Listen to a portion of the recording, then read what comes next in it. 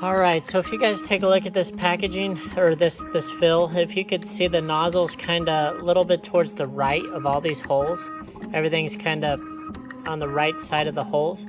If you wanted to adjust that and you didn't want to do the nozzle calibration, the other thing you could do is you could go over to your user interface and mess with what the nozzle calibration wizard does. So you got this nozzle calibration wizard here on the user interface.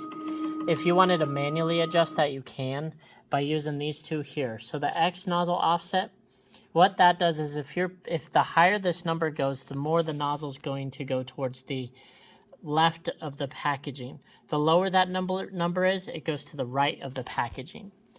And then your Y nozzle offset, so this is up and down. So the higher the number, the higher it's going to get or away from you on the packaging. The lower the number, the closer it's going to get to you if you're at the machine or this side of the packaging. Same thing with the X nozzle offset. So the higher the number, the more it's going to go to this side. The lower the number, the more it's going to go towards this side. So right now it was all towards the right side. So if I change this nozzle, X nozzle offset to 99 and hit start, you're going to see it's going to be more in the center of the holes. So you can kind of play with that and do some pretty small adjustments if you did. Just as you're running, if you kind of see it's moving a little bit one way or the other, you can, kind of adjust that if you wanted to, versus using the button, the nozzle calibration button. You'll kind of see that now.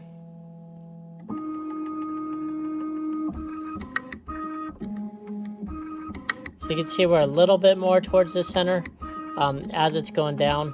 Towards the end, it goes towards the right, but you can see it's definitely more centered. Again, these adjustments are super small, so that was just 1 millimeter adjustment right there. What we'll do is I'll do it again, but this time I'll put it at 100, just so you can see the total difference here.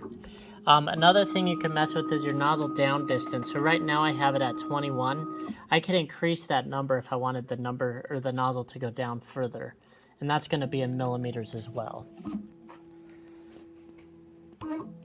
Let this calibrate out here, and then we'll see it change. So what I did is that X nozzle offset I put to 100.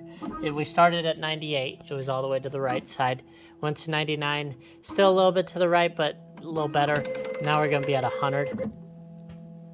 And I'd probably run this guy at 99. So now you can see we're pretty much on the left-hand side of it. You can see it's kind of hitting the left side hole versus the middle now. So yeah, what I would do is just switch that guy back to 99. Save my program here.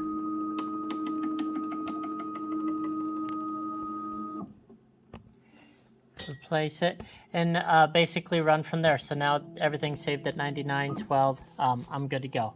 If you got any questions on this, please go to www.rockymountainplc.com. We would be more than happy to help you out.